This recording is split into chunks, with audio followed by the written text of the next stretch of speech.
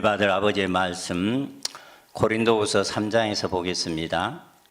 고린도후서 3장에서 하나님의 말씀 봅니다. 4절부터 9절까지 한번 봉독하겠습니다. 우리가 그리스도로 말미암아 하나님을 향하여 이 같은 확신이 있으니 우리가 무슨 일이든지 우리에게서 난 것 같이 생각하여 스스로 만족할 것이 아니니 우리의 만족은 오직 하나님께로서 났느니라. 저가 또 우리로 새 언약의 일꾼 되기에 만족해 하셨으니 의문으로 하지 아니하고 오직 영으로 함이니 의문은 죽이는 것이요 영은 살리는 것임이니라. 돌에 써서 새긴 죽게 하는 의문의 직분도 영광이 있어 이스라엘 자손들이 모세의 얼굴에 없어질 영광을 인하여 그 얼굴을 주목하지 못하였거든. 하물며 영의 직분이 더욱 영광이 있지 아니하겠느냐. 정죄의 직분도 영광이 있은즉 의의 직분은 영광이 더욱 넘치리라. 아멘. 기도하고 말씀드리겠습니다.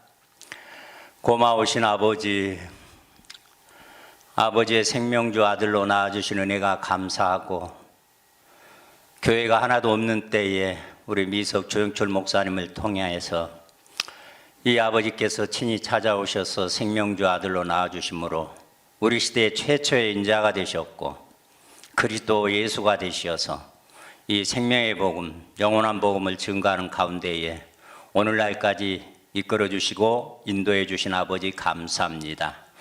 이 영원한 복음을 통해서 이제 영원히 가야 되기 때문에 우리들이 하나님의 말씀을 이렇게 잘 받고 이 말씀 안에 우리들이 잘 세워져서 이 말씀으로 계속 믿음이 계승되고 전승되어서 이 믿음으로 땅끝까지 또 세상 끝날까지 영원히 가야 될 이 영원한 복음을 우리 목사님이 허락해 주셨고 또 우리에게도 이렇게 허락해 주셔서 이렇게 함께 동역하는 기쁨을 주신 아버지 고맙고 감사합니다. 이 시간 부족한 종이 이 하나님의 말씀을 증거하려고 할 때입니다. 아버지께서 붙잡아 주시고 인도해 주셔서 오늘 또 증거되는 말씀을 통해서 전하는 자도 듣는 자도 모두가 생명을 받고 채우는 데 큰 도움이 되는 시간으로 역사해 주시옵소서. 주 예수님으로 말미암아 주 예수님의 생명을 받고 강림한 예수가 된 아버지의 아들 오민재 목사 기도드렸습니다. 아멘. 오늘 본문의 말씀 속에 6절의 말씀에 근거해서 새 언약의 일꾼은 주 예수들이다 하는 말씀의 제목을 가지고 한 시간 같이 은혜 받기를 원합니다. 참 우리가 신학을 공부한다고 하는 것이 얼마나 부질없는 것이었던가를 생각해 봅니다. 우리가 이제 성경을 놓고 보더라도 제일 처음에 뭐 율법서가 있고 역사서가 있고 뭐 예언서가 있고 다 그것을 이제 구별을 해서 저갖고 이제 사복음서가 있고 공관복음이 있고 또 뭐 이제 서신서가 있고 또 계시록이 있고 막 이런 식으로 해서 다 이거 성경 전체를 갖다가 이렇게 나름대로 나누어 가지고 다 교훈으로 이렇게 받아들이기만 했던 것입니다. 근데 주목사님한테 와서 말씀을 듣고 보니까 뭐 창세기나 계시록이나 뭐 역사서나 뭐 이런 아무런 의미가 없는 거예요. 야, 참 신기하다.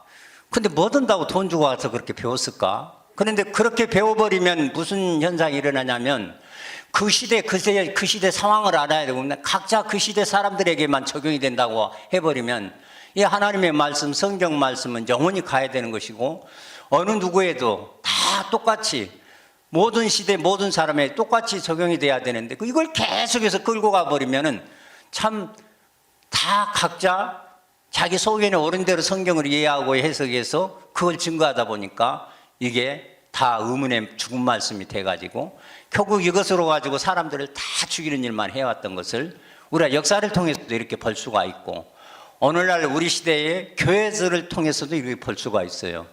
목사님은 뭐 시가서든 뭐 상관없어. 역사서든 뭐 예언서든 아무 상관이 없어. 그게 맞는 거예요. 창세기부터 66권 전체가 다 동일한 하나님의 말씀이에요. 어느 시대 어느 누구에나 다 똑같이 적용돼야 될 말씀이기 때문에 이걸 분류하는 작업 자체가 안 된다는 얘기예요. 그러니까 성경을 이렇게 보고 보니까 참 그렇다. 그러니까 오늘날 나도 이제 모를 때는 그랬어요. 내가 새 언약의 일꾼이 되었다고 생각을 했어요. 왜? 새 언약은 모세를 통해서 주어진 것이고 율법주의적인 신앙이고, 새 언약은 뭐냐? 그리스도의 복음을 내가 받아서 내가 그리스도로 이제 바꿔진 것이 아니고 그리스도의 복음을 받았기 때문에 내가 새 언약의 일꾼이다. 그러고 뭐 새 언약이 되게 일꾼이 만족해 해 주셨다고 그냥 얼마나 날뛰고 다녔는지 몰라. 근데 성경을 이렇게 보니까 목사님을 통해서 이 말씀을 받고 생명을 받고 보니까 뭐 새 언약의 일꾼이 누군지도 몰라요. 사실은 아버지의 일은 아들들이 하는 거예요. 그렇지 않아요? 일꾼들은 그 필요한 일을 시키기 위해서 좀 동원할 뿐이요. 그래서 우리가 오해할 수도 있어요. 새 언약의 일꾼이라 그러니까 일꾼을 생각하면 아들이 아니라고 오해할 수가 있어요. 그러지가 않고 성경은 반드시 아버지는 아들을 통해서 일하신다. 그러니까 여호와 하나님 아버지가 아들 예수 그리스도를 통해서 하셨고 그 예수 그리스도로 말미암아 예수 그리스도 생명을 받은 우리들이 하는 거지. 그래요.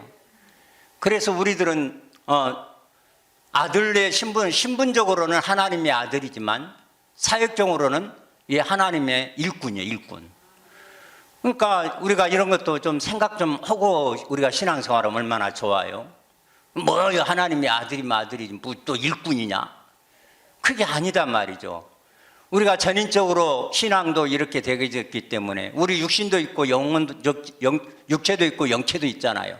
이게 다 유기적으로 하나로 있기 때문에 우리가 같이 잘 이해를 하고 신앙생활하는 것만큼 중요한 일은 없다고 생각이 되어져요. 그러니까 오늘 신앙생활하면 대다수의 많은 사람들이 그렇게 해요. 우리 주목사님이 유튜브 이렇게 올라온 영상 속에 그 신천지 그것들 이만희 후계자인가 어떤 놈인가 대단하게 막 열변을 하면서 막 11조 60% 70%가 뭐냐고 막 이를 부득부득 갔대. 기성교회에서 60% 70% 하는 교회도 별로 없어요. 11조 그렇게 많이 안 해요. 기성교회들은 100% 해야 되는데, 그래서 그따위로 해가지고 복을 받겠냐고 막 군기 잡는데, 야 그놈 대단하대. 근데 그놈 앞에 여기가 딱 새 언약이라고 써졌더만. 새 언약이라고 써놨는데 새 언약을 가지고 그것들이 목회를 한다고 하면 새 언약에 대한 의미를 알고 새 언약의 일꾼이 누군지가 안다고 하면 그렇게 하겠어요? 그렇게 군기 잡는 것도 막 대단하더만요. 어느 지파에 가서 막 설교를 한 내용인가 본데, 근데 새 언약은 딱 써놨더라고요. 근데 이만희만 새 언약 써먹겠어요? 신옥주 그것도 새 언약 써먹겠죠. 새 언약이 뭔지를 모르는 거예요. 새 언약이. 그러니까 우리 목사님한테 와서 나는 새 언약은 몇 언약은 모세를 통해서 준 율법이라고 생각을 했고 이해를 했고 새 언약은 예수 그리스도를 통해서 복음이라고 생각을 했어요. 근데 굉장히 막연한 거예요 이게. 근데 그 복음이 뭐냐? 예수 그리스도가 이 땅에 와서 내 죄를 다 담당했다. 나 그것이 얼마나 내 마음에 깊이 박혀버렸는지 몰라요. 나 같은 죄인의 죄를 다 담당해버려가지고 옛날의 것, 지금 현재 것, 앞으로 질 것까지 없애줘 버렸다는데 얼마나 좋아요. 그것이 얼마나 커요. 막 눈물콧물 쏟고 살았어요. 너무나 감사해서. 그랬더니 그게 아니었네. 이렇게 보니까 나는 그때 그냥 너무 감사해가 그랬는데, 복음을 제대로 모르다 보니까 그렇게 해가지고 예수 그리스도가 내 죄를 담당했다는 사실 하나, 그것 때문에 그냥 내가 새 언약의 일꾼이라고 그렇게 해가지고 얼마나 내가 참 그렇게 살았는데, 내면 속에 무엇이 있느냐? 하여튼 율법주의에 딱 갇혀 있었어요. 말씀대로 안 살면은 하여튼 막 큰일 나는 거이고, 그래가지고는 거기에 갇혀갖고 사니까 이제 주님이 내 죄를 담당했다는데, 그 담당했다는 사실이 얼마나 고맙고 감사하든지. 그래서 내가 죄에 대해서 생각하는 것 자체도 막 벼락 맞을 줄 알았어요. 죄 지으면 막 그때 때려버리는 줄 알았어. 얼마나 무서웠는지 몰라요. 그렇게까지 열심히 그냥 내 지키고 살았는데 나 지키는 것이 아무런 의미가 없다고 목사님이 그러시는데, 나 계속 그때 100% 믿었거든요. 그래서 내가 죄는 더 이상 지으면 큰일 난다고 생각했고, 죄 짓는 사람 보면 가만히 못 있었어요. 막 입에서 그냥 졌다 그러냐 왜 저러냐고 막 그렇게 됐어요. 나는 죄 안 짓는데. 어떻게 하나님이 목사가 죄를 짓냐? 생각 속에 수없이 죄를 지면서도 행동으로 안 하면 죄 안 진다고 생각을 해가지고 그러니까 이런 것들이 다 몰라가지고 그랬었다고 말이에요. 새 언약의 일꾼은 바로 주 예수 된 우리들만 새 언약의 일꾼이라고 딱 성경은 얘기를 해놨단 말이에요. 그러면 이건 성경적인 근거가 어디에서 이렇게 성경적인 근거가 있다고 이 말을 할 수가 있느냐? 우리가 이제 이런 것을 성경을 통해서 우리가 봐야 되겠죠. 새 언약이라고 했을 때 오늘 이 말씀 속에 오늘 본문의 말씀을 보면 새 언약을 말하면서 의문과 영을 말했고 또 직분을 말하면서 영의 직분하고 의문의 정죄의 직분이라고 이렇게 말을 했었고 의의 직분이라고 이렇게 말을 했어요.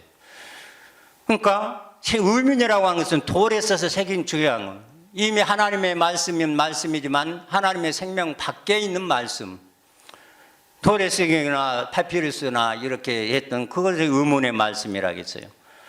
영의 말씀은 사람 속에 들어와서 생명이 되어 주어진 말씀, 우리가 이제 말씀 시간에 공부했던 것처럼 영의 말씀, 태초의 말씀, 생명의 말씀, 현재 살아있는 존재에게서 나오는 말씀, 살아있는 하나님 아버지께서 말씀하시는 말씀, 이것은 다 영의 말씀이다. 우리가 이렇게 이해를 하고 있었죠. 그런데 이 의문의 말씀은 가지고 하는 일이 뭐더냐 하면 직분이 정죄의 직분을 하고 있다 그 말이에요. 그래서 정죄의 직분은 무엇을 합니까? 정죄를 해서 죽이는 거죠. 그래서 의문은 죽이는 것이요 이렇게 얘기를 했다 그 말이에요. 그러니까 죽이는 일들을 오늘 교회들이 하고 있는데 의문의 말씀, 기록된 말씀만 가지고 인간 이성을 가지고 자기들이 깨달은 것 가지고 말씀을 전하다 보니까 다 죽이는 일만 하잖아요. 왜 사람들이, 기독교인들이 이렇게까지 악해졌을까? 왜 그럴까? 지난 시간에 보니까 그러지 않아요? 의문의 말씀으로 가장 준비되고 훈련되고 또 가장 잘 세워진 사람들이 유대인들이잖아요. 바리새인들, 서기관들, 사두개인들, 장로들, 그 사람들은 하나님의 말씀을 직업적으로 그냥 말씀 연구하고 말씀 믿고 말씀대로 사는 사람들이잖아요. 그런 사람들이 의문의 말씀을 가지고 무엇을 하는 거예요? 죽이는 일을 하는데 지난번에 마태복음 23장 13절하고 15절을 보니까 그러잖아요. 13절에 보니까 어떤 일을 해요? 딱 천국 문 앞에 서가지고는 천국 문을 딱 닫고 자기들도 들어가지 않으면서 들어가는 사람 다 막고 있다고 그러잖아요. 뿐만 아니라 15절의 말씀을 보니까 교인 하나 얻으려고 온 천하 두루 다니면서 그냥 바다 육지로 다 다니다 하나 만들면 배나 지옥자식 만든다고 하잖아요. 그러니까 이 의문의 말씀을 가지고 하는 것들은 전부 다 같이 어떤 일들만 해요? 죽이는 일만 해. 왜요? 정죄의 직분이니까. 정죄해서 죽이는 일을 하잖아요. 죄의 삭은 사망이니까. 죄가 있는 사람, 너 죄 지었으니까 너 죽었다. 사망으로 계속 몰아넣고 하는 정죄의 직분을 가지고 그 일을 하고 있기 때문에 그렇다는 거죠. 모세도 그렇고 오늘날 계속해서 율법주의자들, 이 율법주의자들의 가장 한 사람들이 바리새인들, 유대인들이잖아요. 그런데 오늘날 우리 기성 교회들, 기독교라고 하는 교회들도 마찬가지잖아요. 목사들이 이 성경 말씀을 가져다 성경 말씀대로 살아야 복을 받지, 성경 말씀대로 살지 않으면 복을 못 받는다고. 신천지 그것이 하는 얘기나 기성교회 하는 얘기나 뭐가 달라면 뭐가 달라요? 의문의 직분이나 있으니까 다 죽이는 일만 하는데 도리어 죽이는 일 정도가 아니라 하나님 앞에 더 멀어지는 일들을 하고 있잖아요. 결국 의문의 직분은 바로 정죄의 직분이고, 정죄의 직분을 가진 얘기는 의문을 통해서 하나님의 말씀을 알게 되었기 때문에 그렇다고 말해요. 그럼 의문을 통해서 알게 된 하나님의 말씀은 결국 무슨 일을 하냐? 성경에 보니까, 정확하게 보니까 사람의 계명으로 가르치더라. 사람의 계명으로 가르치는 결과 마음으로는, 입술로는 주님을 찾고 부르지만은 마음으로는 더 멀리 보내버리는 일들을 하고 있는 거예요. 사람의 계명. 거기에는 또 사람의 계명을 통해서 유전적으로 이어지는 것, 오늘날 제일 잘못된 것, 아타나시우스 44개 신조에 의해서 만들어진 삼위일체론자들. 이런 사람들 전부 사람의 계명에서 만들어지니까 삼위일체론자들이 삼위일체 안 믿으면 이단이래. 아니, 좀 설명 좀 해봐라 하면 설명도 하지도 못하면서 이것은 안 된대. 알라고 하면 다친대. 그러면서 무조건 하고 삼위일체는 믿어야 된대. 야, 참 신기한 사람들이에요. 그런데 그걸 맞으니까 사람의 계명으로 만들어진 것에다가 그것이 유전으로 계속 내려오다 보니까 지금까지 한 1700여 년 동안 내려와가지고 여기에서 이 틀에서 벗어나는 사람들이 없더라고 말이에요. 나도 거기에 딱 묶였어요. 거기에 매가지고는 얼마나 종사를 했는지 몰라. 그리고 얼마나 다른 사람들 목사가 돼가지고 헤아리고 판단하고 정죄하는 일을 했는지 몰라. 그래도 성경에 대해서 더 알아야 된다고 성경 공부한다고, 또 성경 공부하면 또 가르쳐야 되니까 또 가르쳐야 된다고, 그냥 얼마나 그런 짓을 많이 했는지 몰라. 뭐 훈련을 시켜야 된다고 그냥 또 훈련, 어미 그렇게 했는데 전부 사람을 죽이는 일만 하더라고요. 왜? 이 의문의 말씀 속에서 사람의 계명과 유전을 통해서 가르치고 그 가르침을 받았기 때문에 또 그렇게 가르칠 수밖에 없었고, 그러고 보니까 정죄의 직분이 돼가지고 사람들 죄 짓는 걸 정죄나 하고 판단만 하고 헤아리기만 하고 그랬다는 그 말이에요. 그러니까 오늘날 신앙생활하는 대다수의 기독교인들이 이 얘기에서 벗어나지를 못했어요. 그러니까 이제 새 언약에 대한 이해가 부족해서 그랬던 거죠. 예수님 십자가에서 우리를 다 담당했다는 사실을 믿으면 그것이 이제 그리스도의 복음이다. 십자가의 도다. 그래가지고 그것만 믿으면 무조건 오고 하나님의 아들이래. 하나님의 생명 받아서 아들이라는 얘기는 한마디도 해본 적도 없고, 무조건 교회만 나오면 하나님 아들 돼버렸어, 언젠가부터. 이런 식으로 그냥 막연하게 가르쳤던 것들을 우리 목사님을 통해서 이렇게 받다 보니까 얼마나 말씀이 정확한 말씀이 되었어요. 선약이 뭐 갑자기 이루어진 말씀이에요? 그거 아니었잖아요. 모세가 이스라엘 백성들에게 계명을 주고 그 계명대로 살아보라고 쭉 얘기를 했는데, 십계명을 받고 살아보라고 하는데 못 사니까 그냥 돌판을 또 한번 깬 적이 있잖아요. 그러고 와서 또 말씀을 받고 또 그렇게 살아보라고 하는데 못 살더라고 말이에요. 그런데 이제 모세도 이제 그것을 눈치를 채갖고 알았어. 아하, 이거 너희들 사람으로서는 이게 말씀 지킬 수가 없는 존재이구나 해서 신명기서의 모세가 신명기서의 새 언약의 단초를 모세가 처음 이렇게 얘기한 말씀이 있죠. 신명기서 31장인가 33장인가 한번 찾아보고 가야겠습니다. 신명기서 30장에 있습니다. 11절에서 14절까지 말씀을 보겠습니다. 11절, 내가 오늘날 네게 명한 이 명령은 네게 어려운 것도 아니요 먼 것도 아니라 하늘에 있는 것이 아니니 네가 이르기를 누가 우리를 위하여 하늘에 올라가서 그 명령을 우리에게로 가지고 와서 우리에게 들려 행하게 할고 할 것이 아니요 이것이 바다 밖에 있는 것이 아니니 네가 이르기를 누가 우리를 위하여 바다를 건너가서 그 명령을 우리에게로 가지고 와서 그 명령을 우리에게로 가지고 와서 우리에게 들려 행하게 할고 할 것도 아니라 오직 그 말씀이 내게 심히 가까워서 내 입에 있으며 내 마음에 있은즉 내가 이를 행할 수 있느니라. 아멘. 그러니까 이제 이 말씀을 이렇게 이제 모세가 이렇게 이스라엘 백성들을 데리고 말씀을 주고 이렇게 해도 전혀 지킬 수가 없고 그랬어요. 그러니까 그 말씀을 못 지키니까 다 죄가 되는 거죠. 그래서 그들이 너무나 힘들고 어렵고 공고한 삶을 수없이 이렇게 살아가는데 모세 자신도 이 말씀을 지킬 수가 없는 것을 알게 되어졌는데 하나님 아버지께서 이제 그들보다 이 말씀 지키고 이렇게 복되게 살으라고 보다는 너희들이 지킬 수 없으니까 내가 밖에서 너희들에게 아무리 얘기해도 내가 생명을 주지 않으면 너희들은 전혀 지킬 수가 없으니까 내가 어느 때가 되면은 이 생명을 주어서 이 말씀을 지키게 할 것이다 하고 오늘 이 신명기서 30장에 11절에서 14절 들어서 모세를 통해서 입으로 말씀을 하게 했잖아요. 그러니까 이 말씀을 이렇게 모세를 통해서 했던 것을 에레미야 선지자나 에레미야 선지자 31장의 말씀이나 에스겔 선지자가 이렇게 얘기했던 것을 이걸 근거로 해가지고 새 언약을 준다 하면서 이제 새 언약을 비로소 모세는 새 언약이라고 말씀을 사용하지는 않았지만은 이렇게 에레미야나 에스겔은 새 언약이라고 사용을 했잖아요. 그래서 새 언약을 사용했던 에레미야서 31장은 이 말씀에 근거해 가지고 어떻게 했는가 한번 보고 가겠습니다. 에레미야서 31장 31절에서 33절을 보겠습니다. 31절 나 여호와가 말하노라 보라 날이 이르리니 내가 이스라엘 집과 유다 집에 새 언약을 세우리라. 나 여호와가 말하노라 이 언약은 내가 그들의 열조에 손을 잡고 애굽 땅에서 인도하여던 내던 날에 세운 것과 같이 아니할 것은 내가 그들의 남편이 되었어도 그들이 내 언약을 파하였음이니라. 나 여호와가 말하노라 그러나 그날 후에 내가 이스라엘 집에 세울 언약은 이러하니 곧 내가 나의 법을 그들의 속에 두며 그 마음에 기록하여 나는 그들의 하나님이 되고 그들은 내 백성이 될 것이라.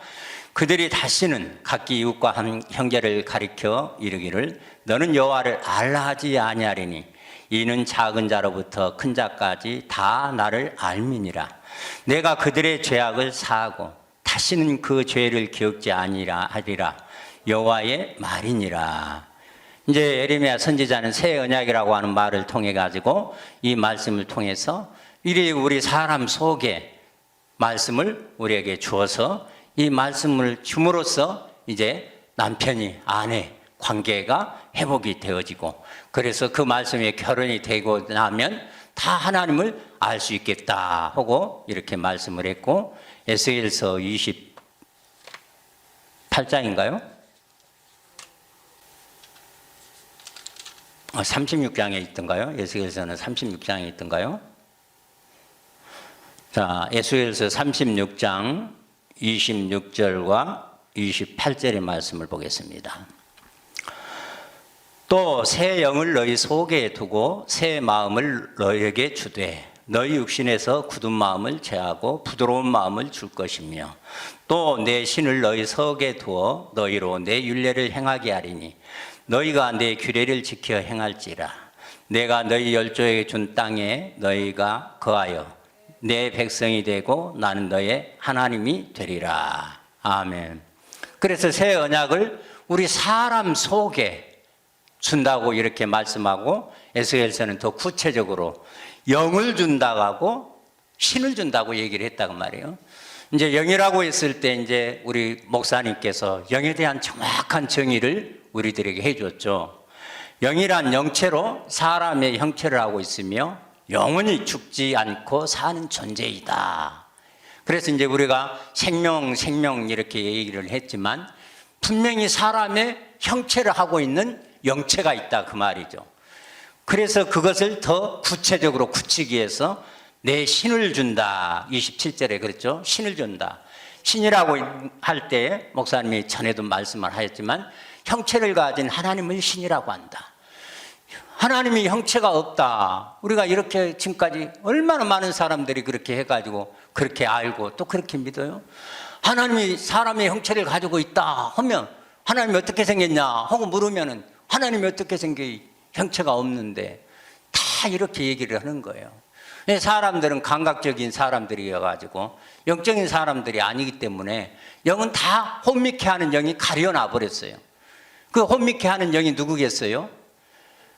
마귀 사단 세상 신이잖아요. 고린도서 4장 4절에 목사님 여기서 계속 혼미케 하는 영에 대한 말씀을 하시는데 혼미케 하는 영이 그들을 다 가려놔 버리는 거예요. 세상신 마귀 사단이 다 가려놔 버리니까 볼 수가 있어요? 볼 수가 없고 알 수가 없고 깨달을 수가 없는 거예요. 그래서 보이는 것만 사람들은 믿어. 보이지 않는 것은 안 믿어. 하나님 아버지께서 우리 사람을 지을 때 먼저 육체, 흙으로 사람을 지고 그 육체 속에다가 생기를 넣어줘서 생명, 산영이 되게 해서 그때 똑같은 흙으로 지은 그 형체와 똑같은 영체를 같이 그때 지어준 거예요. 창세기 2장 7절에 하나님이 흙으로 여호와 하나님이 흙으로 사람을 창조하시고 그 코에 생기를 불어넣으니 비로소 생명이 된지라 하는 말씀은 겉에 육체는 보이는 것은 육체는 흙이지만 보이지 않는 영체, 똑같은 육체에 형체가 있다 그 말이에요. 그걸 영이라고 목사님이 이렇게 정의를 해놓으니까 얼마나 정확한 거예요. 그러니까 내 영을 준다, 새 영을 준다, 내 신을 준다. 어디? 너희 속에. 너희 속에 새 영을 주고 새 신을 준다. 그 말은 믿는 사람 속에. 안 믿는 사람한테는 안 주죠. 참, 믿음을 갖는다는 것이 얼마나 복이 있어요. 아무리 다 해놨는데도 안 믿는 사람은 그거 안 들어와. 세상 사람들이요, 다 여호와 하나님 아버지가 어마어마한 일을 해놨어요. 어떤 일을 해놨어요? 이 세상 사람들의 모든 죄를 다 우리 주님으로 이 땅에 오셔서 담당하게 하시고 그 죄를 하나도 없이 다 없애놔 버렸어요. 근데 그 대속 쉽게 믿는 것 같죠? 안 믿어요. 안 믿어요. 하여튼 대속을 죽으라고 안 믿어요. 기독교인들은 더 안 믿어요. 근데 또 이 복음 받고도 대속 안 믿는 사람들이 너무나 많아요. 왜 안 믿을까? 주님이 그렇게 감당했다고 믿으면 되잖아요. 근데 이 혼미케 하는 신 마귀가요, 대속을 믿는다고는 해요. 다 믿는다고 해요. 입으로는 다 해요. 근데 마음으로는 아니라니까요. 왜? 사람의 계명으로 가르침을 받고 있다 보니까 입술로는 주님을 얼마나 부르고 찾고 주님 사랑해요. 사랑해요. 막 얼마나 노는데 입술로는 그런데 마음으로는 참 멀어져 가는 거예요. 사람의 계명으로 유전으로 계속 전하는 이 말씀을 들으면 들을수록 더 멀어져 가버리고 더 사라져 가버리고. 근데 대속을 그렇게도 안 믿어요, 사람들이. 우리 목사님, 나는 99% 안 믿는다 했던 목사님, 이것은 작년 10월 달 청계산에서 제게 말씀하신 거예요. 우리 목사님이 그러시더라고요. 대속을 얼마나 믿느냐고, 오늘날 기독교인들이. 그리고 우리들이. 그래서 저는 99%안 믿습니다. 그랬더니 목사님이 그때, 얘기가 아니라 목사님 듣고 계시니까 하시는 얘기요. 100% 안 믿는다고 그래요. 근데 깜짝 놀랐어요. 나도 100% 믿는데요. 근데 나도 포함되어 있잖아요. 안 믿는다는 말씀. 100%라고 하니까 나도 안 믿는다는 포함되어 있잖아요. 근데 대속을 사실은 생각 속에서는 믿는다고 그러지만 실제 속에서는 전혀 안 믿어요. 죄를 얼마나 무섭게 생각하는데요. 죄지면 큰일 나는 줄 알아요. 엄청난 벌 받는 줄 알아요, 죄지면요. 그래갖고요, 죄 지을 생각도 않고요, 죄를 못 지어요. 그러니까 아버지의 은혜 때문에, 아버지 생명 받아서 사랑 때문에, 이것 때문에 죄를 그냥 못 짓는 게 아니고 짓고 싶어도요, 무서워서 못 지어. 그러면서 주님의 대속을 믿는다게요. 엉터리예요. 안 믿는 거예요. 주님이 어찌기나 이렇게 했으면요, 이 사람들의 죄라고 하는 거, 그거요 다 티끌이라고 말로, 우리 목사, 딴 사람들은 티끌이라고 말을 못해요. 죄 큰일 난다고 난리예요, 저 바깥에 것들은요. 그냥 우리는 티끌이라도 아는데, 티끌이라고도 하면서도요, 아이고, 그래도요, 죄가요, 티끌이라고 해도 주님보다 더 커요. 주님이 쌓아놓은 것, 세워놓은 것을 헐어버리는 일이 대속을 안 믿는 일인데, 오늘날 대속 믿는 사람들 별로 없어요. 얼마나 안타까운 일인지 몰라요. 우리 주님이 해서, 나는 그때 대속, 진짜 우리 주님 십자가의 대속 믿었어요, 내가. 그러기 때문에 죄 지면 큰일 나는 줄 알았어요, 막. 그거 막 벼락 때릴 줄 알았어. 근데 그게 아니더라, 그 말이에요. 죄를 짓고 안 짓고 하고 의미가 없어요, 우리는. 대속을 믿으면은 주님이 그냥 들어와요. 그리스도가 들어와요. 무엇으로요? 영으로요. 영체로요. 그리스도가 뭐예요? 예수의 영체가 그리스도예요. 그리스도가 들어와요. 그리스도가 들어와서 우리 생명이 되면은요, 죄는 아무것도 아닌 거예요. 내가 죄를 지어도 내 것도 아닌 것이고, 근데 무서워서요, 겁나서요, 두려워서도 못 짓는 사람들이요, 부지기 있어요. 내가 전에 그랬어요. 그때 그냥 저녁에 그냥 이렇게 그 집사가 자꾸 이렇게 하면 그냥 그날 벼락 치는 줄 알았어. 비도 오고 그래갖고 막 도망가 버렸어. 비는 쭈르륵 오는데 무섭더라고. 벼락 칠 줄 알고. 대속 믿는다고요? 진짜요. 그래서 오직은 목사님이 너희들 체험 좀 해봐라. 한번 큰 데라도 한번 지어봐라 하는데 못 지어요. 왜냐면은요, 이 죄와 사망의 법에 사로잡혔어요. 마귀가 혼미케 영으로 가해서요, 주님의 대속 입술로는 믿는다고 하지만요, 마음으로는 절대 안 믿어요. 자기 자신에게 그걸 절대 같이 적용 못 해요. 그러니까 오늘날 얼마나 사람의 계명으로 가르치는 일이 얼마나 어리석고 미련한 일인지 모르는데, 오늘날 거의 대다수가 이렇게 사람의 계명으로 유전으로 가르쳐요. 아니 그냥 다른 얘기 갖다 하면은 모르는데 성경 말씀 딱딱 들이대면서 하니까, 그러니까 사람들이 모른다고 말이에요. 그러니까 새 영을 주고 우리 마음에 새 신을 우리에게 준다, 이렇게 얘기했던 것을 새 언약이 결국 뭐라는 거예요? 하나님의 말씀의 법을 전에는 바깥에 줬지만, 사람 밖에 줬지만, 지금은 믿는 사람 속에 넣어주겠다는 거 아니에요. 그럼 믿는 사람 속에 들어와서 생명이 된다고 그랬잖아요. 그런데 믿는 사람 속에 새 언약이 이루어지려면 반드시 조건이 뭐예요? 그리스도가 우리 믿는 사람 속에 들어오는 것이 조건이에요. 그래야 새 언약이 이루어지는 거예요. 그리스도가 우리 안에 들어오지 않으면 새 언약이 이루어지지를 않아요. 그러니까 예수님의 십자가의 대속만 믿어가지고 사는 사람들이 오늘날 너무나 많은데, 그리스도가 두 번째 믿는 사람 속에 들어와서 생명이 안 되면 이게 무용지물이요. 왜 기독교인들이 저렇게 한 거야? 새 언약에 대해서 말을 하고 또 다 그러면서도 뭔지를 몰라. 이 새 언약의 말씀을 누가복음에 보면, 복음서에 보면은 성찬 예식을 할 때 새 언약, 내 잔을 마시는 자는, 그게 새 언약이라고 얘기를 하는 것 봐요.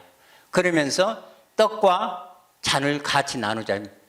이제 포도주와 떡과 포도주죠. 그 성찬식 할 때. 그러니까 살은 떡이고 포도주는 피고, 예수님의 살과 피라고 그래. 그러니까 살과 피라고 하면서 그 성찬식을 하면서 성찬식에 그걸 통해 가지고 그때 예수님의 살과 피가 들어온다나? 뭐 그런 의미예요. 예수님의 살은 선을 말하는 것이고, 피는 뭐를 말해요? 진리를 말하는 거예요.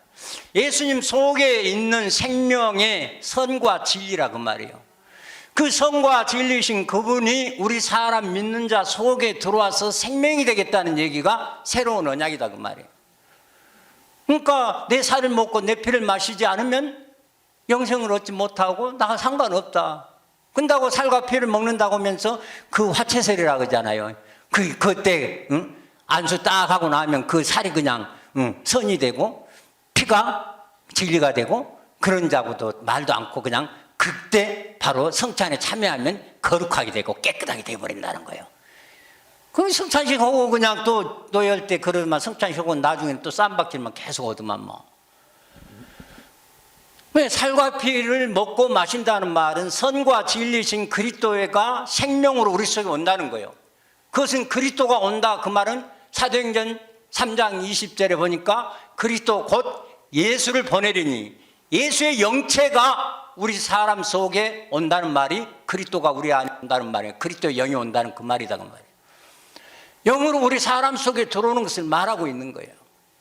주님이 어떻게 우리에게 온다고 요한복음 14장에서 16절 이하에서 계속 말씀해요.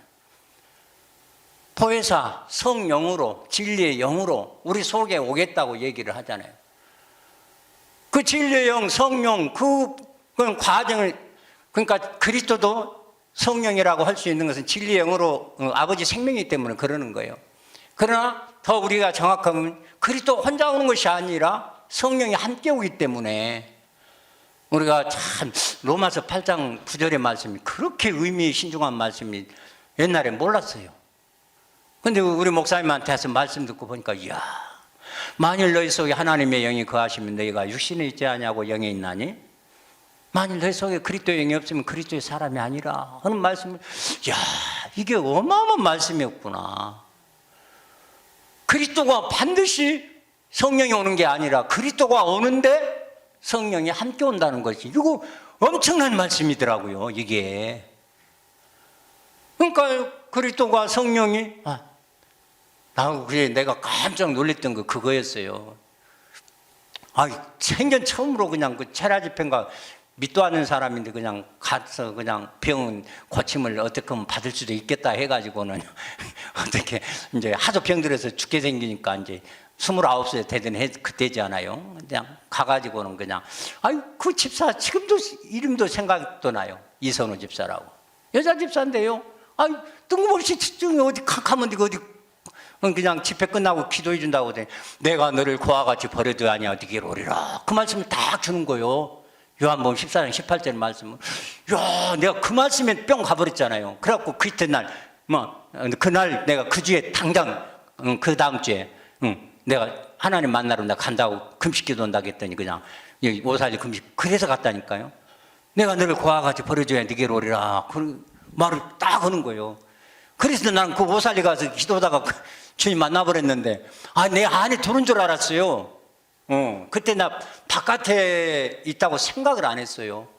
왜냐하면 내 안에 들어와서 내 생명이 된 줄 알았어. 왜요?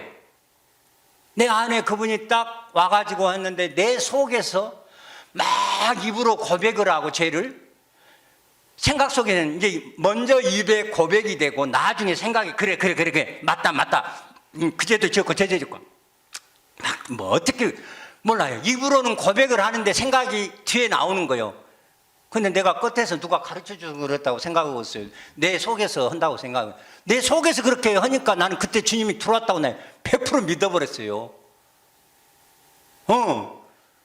내 속에서 들어와서 그랬다고 100% 믿어버렸어. 근데 내가 영을 모르고 믿었는데 이 영에 대해서 모르고 믿었는데 왔다고 생각은 했지만은 그 생각이 그거예요. 내 속에 들어와서 산 것 같지만은 하나님의 살아계신 정도를 느끼게 감각적으로라도 네가 그래서 믿게 하려고 터치라 그러잖아요. 근데 터치는 잊어버려도 안 해. 근데 이상관 목사 세미나 가면 장영출 목사라 터치 성령이 터치한다는 거예요 지금이. 그 양반 대단한 분이요. 공군사관학교 가가지고 두고 대학원 가라니까 장신대 대학원 갔고 미국 유학 가고 막 그런 양반이요. 그냥 청소년 사역 얼마나 많이 했는지 몰라요. 그게 성령의 터치라는 거예요. 그러니까 터치 정도 한 건데 터치가 마치 사람 속에 들어왔다고 생각을 하는 거예요. 왜? 속에서 생각이 나고 그러니까 마음에서 그렇게 생각이 나서 그렇게 했던 거니까. 나도 그래서 그랬다니까요. 근데 영에 대해서도 정확하게 모르고 하나님의 아들이 되는 5대 원칙도 모르고 그냥 그렇게 감각적으로 느끼고 경험했다고 그냥 성령이 내 안에 있다고 그렇게 믿어버렸다니까요. 근데 아니더라 그 말이에요. 한번 14장의 말씀을 근거로 해서 지금 얘기를 합니다마는 새 영, 그리스도의 영을 우리에게 넣어주는데 그 그리스도 영이 또 다른 보혜사, 성령 이렇게 얘기를 했는데 그리스도를 우리에게 넣어주었다는 거예요. 그리스도가 누구냐? 예수의 영체라니까요. 그래서 그리스도가 들어오면 예수가 되는 거라니까요. 그래서 우리가 그리스도 예수가 딱 되는 거예요. 그러니까 그리스도가 안 들어온 사람은 그리스도 예수가 안 되는 것이고 새 언약이 이루어지지 않는 것이고 일꾼이 아니요. 이러면 안 돼.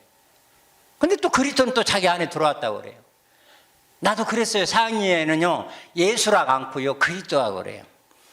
그리스도가 내 마음의 중심에 앉아 계심으로 이제 좌절과 혼란이 끝나고 하나님의 객과 일체의 삶을 산다고 그렇게 사인이 9페이지에 그렇게 나와서 10페이지에 이제 영접 기도를 하는 거예요. 그리스도를 내 마음에 모십니다. 내 안에 들어와서 나를 다스려 주시고 주관해 주십시오. 예수님의 이름으로 기도합니다. 아멘 하면 또 그럼. 근데 또 그리스도가 내 안에 들어왔다면 또 예수는 또 누구예요? 예수님의 이름으로 기도를 해야지. 혼미케 하는 것 때문에 이 혼미케 하는 세상신 마귀가 이 사단이 가지고 장난하고 놀아버리니까 도대체 이것도 헷갈리고 저것도 헷갈린 거예요. 난 그리스도가 내 안에 있다고 믿었어요. 근데 와서 보니까 아니요. 목사님한테 말씀을 듣고 보니까 아니요. 그리스도가 오려면 반드시 누구한테 와야 되는 거예요? 고린도전서 15장에 정확하게 죽은 자 가운데만 오는 거예요. 그리스도는요. 산 자한테는 안 와요. 그러면 죽은 자가 누가 죽은 자예요? 그리스도와 예수와 함께 죽은 자도 죽은 자. 그죠? 그리스도와 함께 죽은 자도 죽은 자예요. 예수님이 한 사람이 모든 사람을 대신하여 죽었은즉 모든 사람이 죽은 것이라는 사실을 받아들이는 사람. 그리고 역사 속에 어떤 예수님이 십자가에 죽으실 때 나도 함께 죽었다고 믿는 사람. 그 십자가에 죽었던 그리스도가 두 번째 내 속에 들어와서 나도 그리스도와 함께 죽었다고 믿는 사람. 이 사람에게만 그리스도가 들어와서 사는 거예요. 그렇지 않는 사람은 그리스도가 안 들어와요. 그런데 예수님 혼자 십자가에 저 2000년 전에 죽었다고 그렇게 믿었고, 나는 그리스도가 내 안에 어떻게 들어오는지도 몰랐고, 그래도 내가 그리스도와 함께 또 십자가 못 박겠다고 갈라디아서 2장 20절에 노래가 있으니까 노래는 부지런히 또 했어. 어떻게 해서 그리스도와 함께 내가 못 박히는 줄을 몰랐어. 옛사람은 예수와 함께 못 박히고 우리가 그리스도와 함께 못 박히는 것이 더 중요하잖아요. 십자가에 못 박히신 그 예수가 그 육체로는, 그 육체는 버려서 영원한 속죄제물로 버려버리고 그 영체 그리스도가 같이 죽었지만 그 그리스도를 아버지가 살리셔가지고 아버지 속에 씨로 딱 넣어줬잖아요. 그리스도, 그 예수의 영체예요. 예수의 영체. 그러니까 죽은 자만 들어오는 거예요.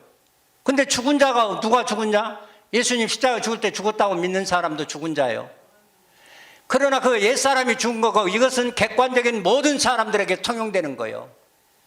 그러나 그리스도와 함께 죽는 사람에게 그리스도와 함께 죽을 때 그리스도가 사는 거예요. 그리스도와 함께 죽는다, 그 말은 십자가에서 이미 죽었던 그리스도가 내 안에 들어와 내 생명이 될 때, 내가 거기서 다시 죽었을 때, 죽음에 내가 넘겨왔을 때 함께 죽는 것이 됐을 때 비로소 그때 나도 그리스도도 아버지께서 살리는 거예요. 그런데 그리스도와 함께 죽는 것의 의미를 몰랐어요. 그리고 그리스도는 내 속에 있대요. 근데 죽은 자가 안 된 사람은, 죽지 않은 사람은 절대 들어오지 않아요. 사실은 다 1차적으로는 죽었지 않아요. 그러나 믿음으로 죽는 것은 주님과 함께 십자가에서 죽는 죽음이 있는 것이고, 내 개인적으로 내가 로마서 6장에 근거해서 내가 그리스도와 함께 내가 장사 지낸 바가 돼야 돼요. 이 장사는 죽음에 대한 체험이 있어야 되는 거예요. 근데 머리로만 말로만 체험이 됐는데, 생각 속에서는 됐는데 실제는 체험이 안 돼서 죄가 무서운 거예요. 죄가 두려운 거예요. 그래갖고 죄 안 지면은 죄를 이긴다고 생각하고 사는 거예요. 죄를 피해버리고 사는 거예요. 그러면은 뭐 그게 죄를 이긴 거래요. 피해버려 놓고. 근데 사람들이 그렇게 생각을 안 해요. 다 피해버리면서도 나는 죄가 상관없어. 나한테 죄가 떠나가 버렸어. 근데 결정적인 순간에 하나 가만히 살짝 넣어주면 그냥 들고 일어나서 난리요. 조금만 분내는 것도 죄예요. 그죠? 이제 한번 좀 쑤셔놓으면요, 그냥 불불불 떨면서 그냥 바로 막 부들부들 떨면서 사라져버렸대, 죄가. 아이고, 참말로. 막 자기 감정으로 막 하면서도 아니래. 자기는 죄가 없대. 죄를 이겼대. 내 생각으로 그래요. 여러분은 그렇게 생각. 죄를 이긴다는 것은, 정복한다, 이긴다는 것은요, 죄를 짓고도요, 죄를 밟아버리는 거예요. 죄, 피해버리는 것이 아니라 짓고도 즐겨버리는 거예요. 난 그렇게 생각해요. 여러분은 그렇게 생각하면 안 돼요. 이기는 것이 뭐가 이기는 건데요? 마귀가 뭐 때문에 죄를 주는데요? 다 두려워하고 불안하고 감사, 기쁨 빼앗아가려고 죄를 주는 거예요. 근데 죄를 짓고 그냥 기뻐하고 즐거워하고 감사하고 행복해버리면은 난 그것이 이긴다고 보는데, 여러분 믿음대로 생각해 보세요. 그러나 우리가 이 세상에서 말하는 이런 죄는 죄축에도 안 들어요. 사실은요. 하나님의 말씀, 아버지가 말씀하시고 이 새 언약의 말씀을 다 이루어주시고 다 성취해주고 모든 거 믿음으로 받아만 드리면 준다는데 그것을 안 믿으니까 아버지를 거짓말하는 자로 만드는 거예요. 요한일서 5장 10절에 그러잖아요. 아버지가 다 이뤘는데 그거 안 믿어 죽으라고. 그래서 하나님을 거짓말하는 자로 만들어버리는 거예요. 참 사람 환장을 일인 거예요 이거요. 우리 목사님이 막 분을 이렇게 하면서 말씀하시는데 도대체 말귀들을 못 알아들어요. 아니 그런 것이 뭔데. 그러니까 죽은 자가 안 돼가지고 그러는 거예요. 죽은 자가 안 돼서. 그러니까 죽는 의미가 뭔지를 모르니까 그래요. 이렇게 했다가요 죽은 자로 제대로 해가지고 못 해버리면 다람쥐 쳇바퀴듯이 계속 돌다가 가버리는 거예요. 정말 저와 여러분에게 우리들에게 중요한 것은 그리스도가 죽은 자에게만 온다니까요. 설주가 갖고는 안 온다니까요. 확실히 죽은 사람한테 온다니까요. 근데 확실히 죽은 사람이 죽었는가 안 죽었는가 시험 금방 돼요. 금방 돼. 죄 한번 지어봐도 금방 나타나요. 누가 한번 푹 찔러보면 그냥 알아요. 근데 그냥 푹 찔러면 그냥 막 부들부들 떨면서도 죽었대. 아, 뭐 그런 일이 있어. 아무리 죽은 자, 나 이번에 우리 권사님 내가 너무 사랑스럽고 그 엄청난 내가 도움을 받았고 그래서 내가 얼굴 만져보고 권사님 참 마음속에 내가 정말 전해야 된다고 하고 갔는데 뭐 좋아하지도 않고 아는 채도 않고 뭐 얼굴 만지고 뭐래도 아무 반응도 없더라고요. 뭐가 죽은 건데를 몰라요. 그러니까 그리스도가 오면은 그리스도가 우리 속에 들어오면 새 언약에서 말씀했잖아요. 에레미야서 말씀했어요. 작은 자부터 큰 자까지 다 여호와를 알라 하지 아니할 것은 그분이 와서 다 가르쳐준다 하잖아요. 요한복음 14장에 26절에 정확하게 보혜사 성령이 너에게 오면 가르치고 지키고 생각나게 다 한다 하잖아요. 그러면 그분이 우리 속에 들어와서 우리 생명이 돼서 우리 목사님을 통해서 이 말씀을 받고 이렇게 되면 그분이 우리 속에 들어와서 말씀 가르쳐주고 깨우치고 생각나게 해서 이 말씀대로 살아가게 다 해주잖아요. 아, 그런데 왜 그걸 그냥 목사님 지난 주일날도 설교 오시면서 지금도 껄떡거리는 사람 있는가 껄떡거린다고 그러시대. 아, 도대체 자기 안에 그리스도가 있다는 사람들이 왜 그래요? 진짜 그리스도가 있으면 그러겠어요? 하루를 있고 열흘을 있고 한 달을 있고 1년이 있어도요 그리스도가 함께 있다고 그 믿음이 있어 그리스도로 사는 사람은 절대 외롭지가 않고 절대요 부럽지가 않고요 절대요 시간이요 뭐 지루하지가 않아요. 왜요? 아, 그분이 들어오셔서 내 안에 계셔가지고 그분이 함께 살아가지고요 이래라 저래라 이것이다 저것이다 다 가르쳐요 깨우쳐줘요 이렇게 되는데 아, 말씀 하나 듣는데 얼마나 좋아요. 아, 우리 목사님 말씀 설교하는 내용 들으면 얼마나 기분 좋아요. 아, 그놈 들고 그렇게 누르려고 하고 살면 되는 거지. 그거 갖다가 그냥 글자 그대로 또 다 암송을 해야 되고 다 이해를 해야 되고 다 자기가 그렇게 하려고 해봐요. 사람의 경매에서 벗어나지를 않는 거예요. 결국 율법 아래 매여서 종노릇하는 거예요. 죄와 사망의 법에 묶여가지고 더 이상 못 벗어나는 거예요. 그러면은요 문제가 큰 거예요. 정말 내가 새 언약이 나에게 성취됐다. 그 말은 내가 죽은 자가 되었기 때문에 죽은 내 속에 들어와서 그리스도가 내 생명이 됐기 때문에 이제 그리스도로 내가 사는 거예요. 뭐 넘어지고 자빠지고 죄 짓고 해도 아무 상관없어요. 내가 예수라고 믿고 사는 거예요. 아니, 똥 싸는 예수 목사님이 얼마나 멋있게 표현해놨어요. 아니, 뭐 죄 짓는 거 하면 좀 짓기도 하고 안 짓기도 하는 거지. 그까짓 건 안 지려고 한다고 안 지어져요. 생각 안 하려고도 안 해줘요. 아닌 거예요. 죄하고는 상관이 없는 거예요. 우리는요 그리스도가 이미 들어와 버린 사람은 정확하게 로마서 7장 17절 20절의 근거에 의해서 죄는 나하고 상관없는 자가 된 거예요.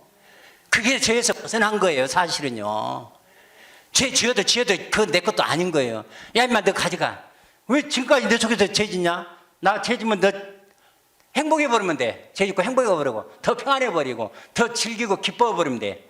그러면 마귀가요 죄 줄라도 못 줘요.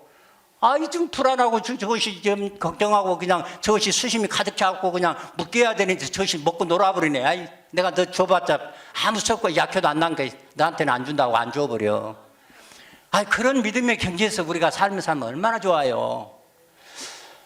그러니까 새 언약의 일꾼이 누구예요? 그리스도가 영으로 사람이 내 속에 들어와서 내 생명이 되어버린 거예요. 보혜사 성령으로 내 속에 들어와 생명이 되기 때문에 이제 내 안에 오신 그리스도가 내게 말씀 속에서 하나님 아버지 아직은 장성한 자가 안 되기 때문에 우리 목사님 통해서 장성한 자 되신 목사님을 통해서 말씀 듣고 받고 이 말씀 갖고 룰루랄라 고 살면 나 그냥 사라지는 거예요. 이거 지켜라 지켜라 하지 않는다 그러잖아요. 다 알아서 지킨다 그러잖아요. 뭐 내가 잘나서 내가 지켜요 말씀을. 내 안에 오신 그분이 생명으로 나를 잃어버릴 때마다 나를 버릴 때마다 십자가에 못 박을 때마다 그분이 계속 채워져 가면서 그분이 지켜주는 거예요. 내가 지키는 게 아니에요.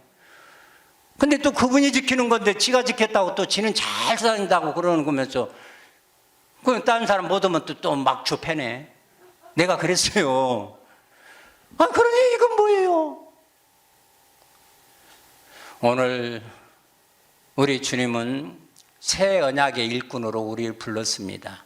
이 새 언약의 일꾼이라고 하면 그리스도가 생명이 된 사람, 예수 그리스도 예수로 존재가 바뀐 사람입니다. 그 새 언약의 일꾼은 그 그리스도 예수로 존재가 바뀐 하나님의 아들들이 이제 일꾼이니까 신분적으로는 아들이지만 사역적으로는 일꾼이요. 아버지는 절대 아들한테 일 시키지 딴 사람만 그 일을 계승하게 안 해. 왜? 너무 중요한 일이니까. 아들한테 맡기지 딴 사람한테 맡겨요. 아니 우리한테 맡기는 거예요. 우리가 아들이니. 그래서 아들인 거로 우리가 하나님의 영의 인도를 받고 살아. 그 하나님의 영은 우리 안에 오신 그리스도예요. 그리스도가 우리를 주인이 돼가지고 우리를 다스리고 지배하고 우리 속에 와서 가르치고 깨우치고 생명으로 실제 살게 해주는 거예요. 그 삶을 사는 것이 하나님의 아들 주 예수고 그 하나님의 아들 된 주 예수들이 바로 새 언약의 일꾼이에요. 그러니까 우리가 새 언약의 일꾼이 되었다는 이 사명감을 가지고 우리가 정말 믿음으로 잘 살아야 돼요. 그리스도가 내 안에 들어왔다. 그 말은 예수의 영적인 그리스도가 들어와서 내가 그리스도 예수가 되었다. 내가 그래서 그리스도 예수 때문에 주 예수다. 내가 하나님의 아들이다. 내가 그래서 새 언약의 일꾼이다. 이제 우리 주님이 생명이 자라면 만족해해서 지금 목사님같이 채워서 우리도 똑같이 동일한 말씀으로 동일한 생명으로 동일하게 계속 증거하면 이것이 영원한 복음이 성취되는 것이다. 우리가 그렇게 이해를 하고 이 믿음으로 잘 살아냈으면 좋겠습니다. 고마우신 아버지 감사합니다. 새 언약은 바로 우리에게 그리스도로 오셔서 우리의 생명이 돼가지고 우리의 주가 돼가지고 우리를 주님의 생명으로 채워주어서 결국 저렴하신 예수님과 똑같은 상태에 이르게 하는 그 생명으로 사는 것이고 그 생명을 또 다른 사람들에게 증거하고 그리스도의 생명을 나타내는 삶을 사는 것이라고 우리에게 가르쳐 주었사오니 새 언약의 일꾼이 바로 그리스도 예수가 된 나라고 믿고 이 믿음으로 잘 살아가는 우리 모두가 되게 주옵소서. 주 예수님으로 말미암아 주 예수님의 생명을 받고 강림한 예수가 된 아버지의 아들 오민재 목사 기도드렸습니다. 아멘. 하나님께 부르는